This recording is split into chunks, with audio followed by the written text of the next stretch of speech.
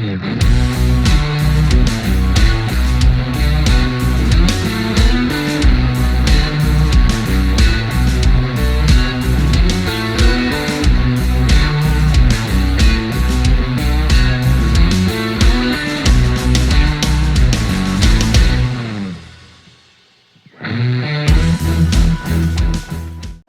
everyone, just a little update on the Escape here.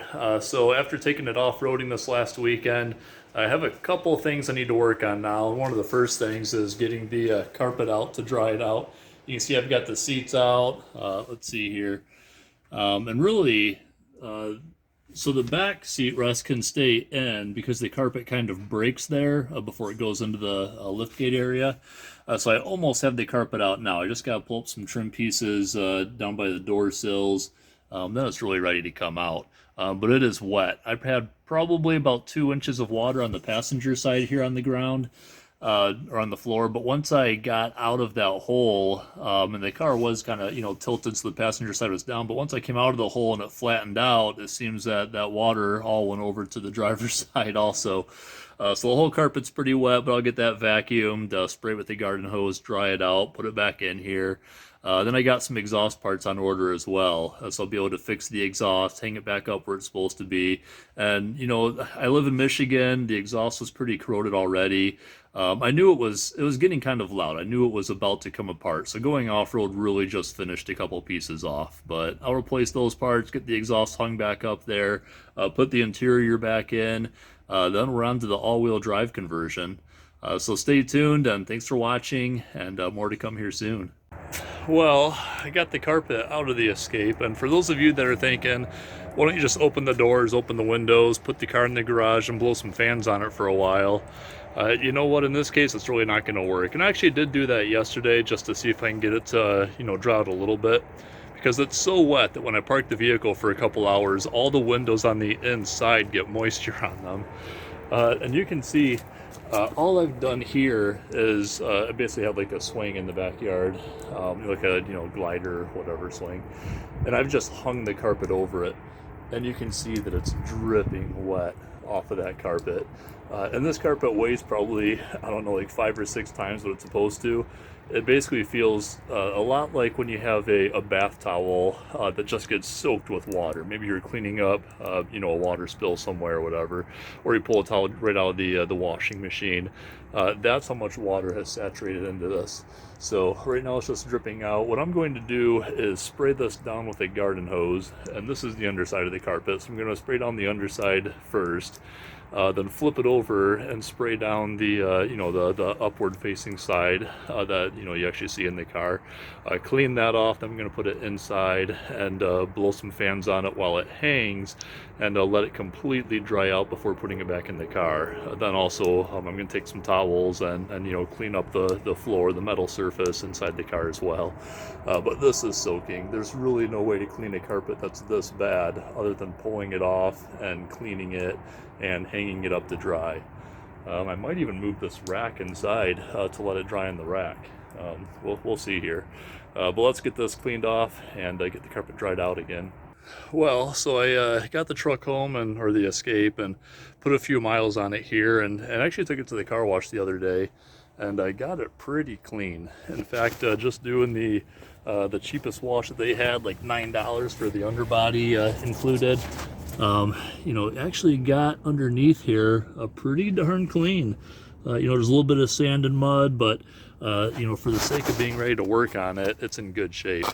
The only other thing that I've noticed, well, a couple of things. One of them is that the transmission's slipping a little bit, which is kind of a bummer.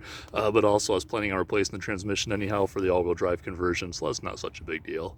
But the other thing is that the brakes are making a little bit of noise. Even when you're not pushing the brakes, you can hear them grinding a little bit.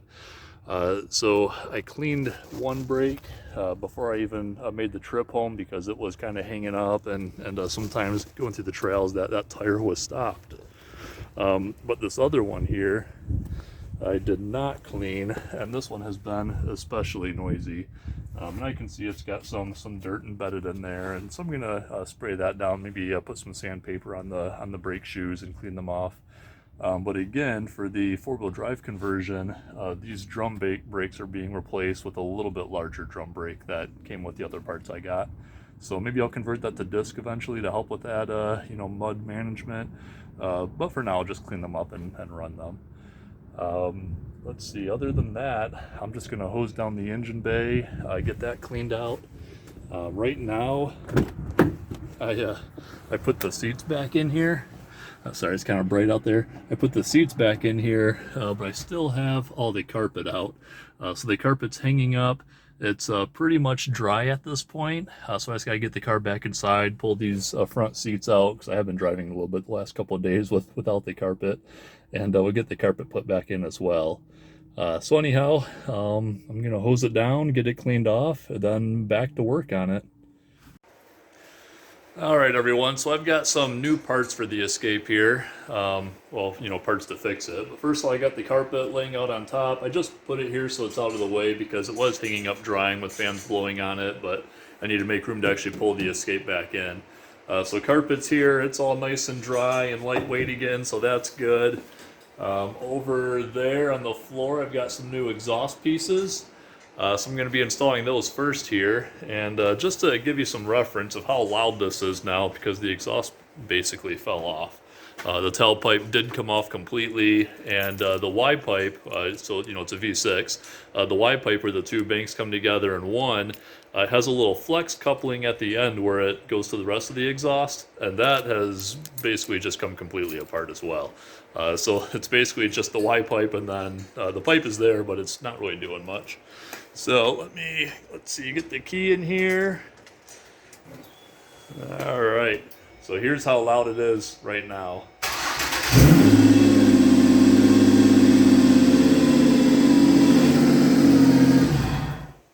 All right, so it's pretty obnoxious.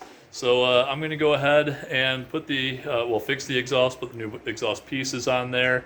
Then we'll see how quiet it is, hopefully, after that.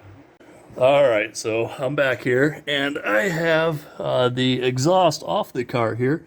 You can see the muffler on the ground in the back there, if it'll focus. And got the whole thing out here. Had a couple problems, though.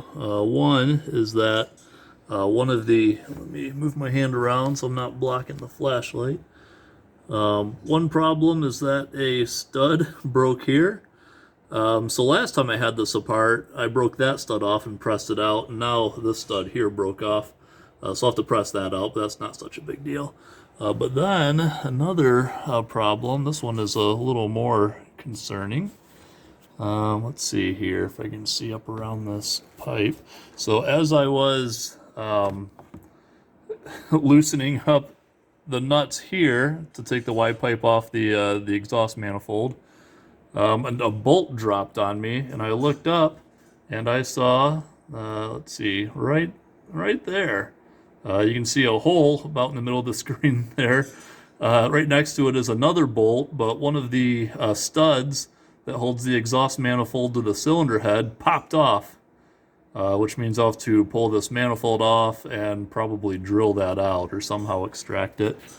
So that's a bummer, but it goes with the territory on a car this old. I'll get that stuff fixed. I'm planning to pull the engine out next week anyhow to replace the transmission with that four-wheel drive transmission. So I'll just wait until then to get that broken stud out of the head for the exhaust manifold. But I'll get this one out on the where the Y pipe came off of the rear manifold now. So let's get that apart, get the muffler pieces apart back there so I can transfer over, bolt it up to the new flanges, get the tailpipe on, and we will get this thing back together.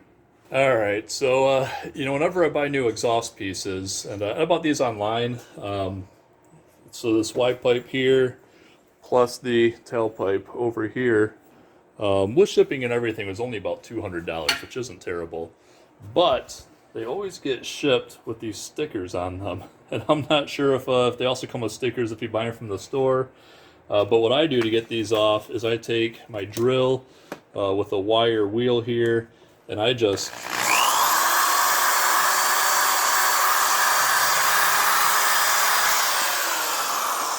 it's easier with both hands, but I just wheel them off here. All right, there we go. A little bit of drill and wire wheel, and that sticker came right off. With two hands, it comes off a lot faster because I can actually hold pressure on the wheel against it. With one hand, it didn't really work, but there you go, came off. So I finally now have the whole exhaust system off the car, and you can see here the old dirty pipe compared to the new pipe, and where it broke. And so the flange for the old pipe is still attached to this intermediate pipe that has a catalytic converter in it and a muffler. So the flange on the Y pipe side is still on there, so I need to remove that, but that's okay because the studs are here in the catalytic converter, so I'll be able to just bolt this this new one right on. And same thing on the muffler and tailpipe side. The flange is still together here, and the tailpipe rotted off of that. So I should be able to take these nuts off also and connect the new tailpipe right here, and you know, that should work as well. You can see the new part looks a whole lot newer than the old part. It is a different brand, so it has a little bit different resonating chamber. It might even be just a hair longer on the end there, but that's fine. So let's get these flanges apart, and then I'm going to put the new Y pipe in the car. Finally got the broken stud out of there, and put the rest of the exhaust back up in there as well. Also, there's a little bit of a bend here in this pipe. You may be able to see it there. So I'm going to try and straighten that out a little bit too. Maybe I'll find something to kind of wedge that in and bend it back to straightish. So let's get this back in the car and all bolted back together. Well, so this is day 2 now of fixing the exhaust, because yesterday when I was taking the flange, this is the muffler here, and this is where the tailpipe would connect to it. And usually there'd be a couple studs coming through here with bolts. But as I took that apart, both of the bolts, the studs broke. So let's see, here's one of them over here. So that just snapped right off. So, you know, that leaves me then with a broken piece inside of here that I can't connect anything to. So I tried to press them out. Somewhere my ball joint press is around here, but there isn't really a good backside for that to sit on. Tried a couple other things, but none of that worked. So eventually I ended up using my grinders to cut them down. Then I drilled them through. Then I used another grinder with a carbide tip. This is like what I would use to port cylinder heads, and use that basically to auger these out. So it's not super pretty, but now I can just put some bolts and nuts through there, and you know, put the tailpipe back on it and put this back together. At this point, I've broken 4 studs total. So I had one on the converter that connects to the Y pipe, and that one I was able to press out, so that was good. Then I broke the 2 on the muffler to the tailpipe. Then also the one manifold to the cylinder head, a stud broke off there as well. But that one I'm gonna leave for now because the engine's coming out soon. But man, the other 3 were all a fight. So I've got way more hours into this than I should. But I'm at a point where I can actually put stuff back in the car, bolt it up, throw some new gaskets in it, and hopefully, crossing my fingers, it's gonna go pretty quickly from here. Okay, so I got the exhaust back together, and I think it's ready to start up here. Let's take a quick look underneath. So up front, you can see got a new Y pipe up there, and it's got that new flex coupling. Got the original catalytic converter in here, muffler. Then in the back here, I've got a new tailpipe. And these bolts back here that connect the muffler to the tailpipe, those are the ones that gave me the most trouble, that I ended up using a grinder to basically just auger them out so I could replace those studs with regular bolts. Oh, then you can see my my painted spring in the back. Of course, I've got both my springs are bright red, makes it look a little cooler down here. And my exhaust is sitting a little bit higher. It used to kind of like hang down a little bit, like it was bent, and it's probably because I'm missing one of the hangers here. It rotted off, Michigan thing. so maybe I'll fix that. But I bent the middle of the pipe here upwards a little bit, which brought the muffler up a little bit, brought the catalytic converter up a little bit, and you know, they still have clearance, but the muffler is almost rubbing against that bracket there where the parking brake cable goes through. So I might need to grab a hold of that and give it a tug down. But first I'm going to drive it, and if it doesn't actually bump against there, I'll probably just leave it, because I do like it up higher like it is. A little bit more clearance. But so let's get this thing fired up and see how it sounds. Alright, so let's see here. I got the key, put that in, and I haven't started this yet, so I hope it's going to be nice and quiet, but we will see.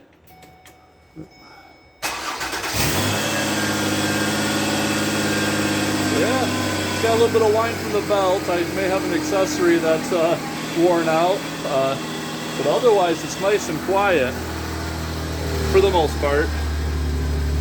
And sure the exhaust is coming out in the back here where it's supposed to. Let's see. That tailpipe actually sits at a pretty good spot, so I like that. Just barely below the muffler, or the bumper, right where it should be. So good. Well, I'm going to get this thing off the jacks and go find something good to eat. Well, everyone, I got the Escape back together now. I got of course, the exhaust has been on for a few days now, but also I got the interior back in. So I've got carpet back in here. It's dry, and you know, I really just washed it with the garden hose, you know, just water, and let it dry. Had some fans blowing on it for a few days to dry it out. So I didn't really shampoo it. Right now it's really cold in the wintertime, so there's really no odor. But we'll see, you know, when spring or summer comes around, it gets warmer outside and humid. You know, if it smells kind of swampy, I'll pull it back out and shampoo it. And, you know, to be honest, by then it's probably going to get wet again anyhow, so whatever. I got Santa up there. It's Christmas Eve today, so Santa's up. He's ready for Christmas. But the carpet's back in. All the seats are back in. It's actually pretty clean, other than there's still you know, a little bit of mud on the door and on the dash here. The one other thing I did while I had the interior out and had the console apart, because they call it the smart junction box on these older vehicles, basically the electrical junction box for everything on the body of the car. It's located right down here underneath the console. So while this console was out, and considering that you know, my friends and I use CB radios, and we use other radios too, but a lot of CB radios when we're going around town and on the trails. I've got this radio I've had for a long time that I basically put a cigarette lighter plug onto, and it's a really good portable radio. If I'm going in my ATV, I can plug this into the cigarette lighter, strap an antenna to the top, plug it in, and I'm going. But it's not a real awesome radio, and one of the downsides is that every time I unplug it or shut it off, I lose my preset. Or if I don't unplug it and leave it on, I could drain the battery. So it's a good portable radio, but it's you know, really not good for a permanent setup. So while the console was out, I drilled a hole here and ran cables for one of my better CB radios. Not one of my better, it's my only other CB radio. But drilled a hole here. And then I wired that to the junction box. You know, I found a good place to ground to the body. I found a fuse that isn't actually used by anything that I wired, soldered, you know, the wires for this right to. Then I found some accessories that are on the, it's called the accessory delay relay, the relay that you can turn the key off on the car, but things like your power locks, power windows, your radio, that stuff still works for some time until you open a door where it times out. So I wired my CB radio, like the on-off circuit, to that accessory delay relay. So the radio will shut off automatically when I turn the key off and open a door. So it's not going to drain the battery, but also it's going to save the last station I was on. I don't need to, you know, just turn the key back on, the radio turns on automatically. So it's a good time for that. And I can use those same circuits in the future if I add some other interior accessories, maybe a VHF radio or, you know, who knows, whatever. But car's all back together now. and it's running pretty good. The only thing is something on the engine accessories is making noise, probably because it has mud in it. But now that this is back together, all the things that I damaged last time off-roading, I'm ready to pull the engine and transmission out so I can put the transmission that is set up for four-wheel drive on here. So that's the next project this next week. So I'm off on Christmas break right now. My daughter's out of school for a couple weeks. So my plan is to take that apart during Christmas break and at least get the transmission in there, if not the whole all-wheel drive conversion complete. Then one other thing I got started here as I was making room in my garage for doing that transmission swap. So I've got an old lawnmower here. This fall, I decided to buy a Cub Cadet for my yard because this thing is really old. This is probably 25 years old, maybe more. And it's getting to the point where, it doesn't have a very good turning radius, and the transmission is starting to be temperamental, and it was time to replace it. But the engine in it still runs great, and it has electric start. It's a little, what is it, 10.5 horse engine. So I decided instead of just scrapping this whole mower, I'm going to pull the engine out of it and use that for another project that's somewhat ORV related that you'll also be seeing probably in the next few weeks or month or so here. So that's coming apart. Once that's apart, it's going outside, Escape's coming back in, and we'll do the all-wheel drive conversion. So thanks everybody for watching. Appreciate your support and all the comments you guys leave on my videos. If you're not subscribing, please consider subscribing, like the video, and more of this kind of stuff coming. So thanks everyone. Have a Merry Christmas.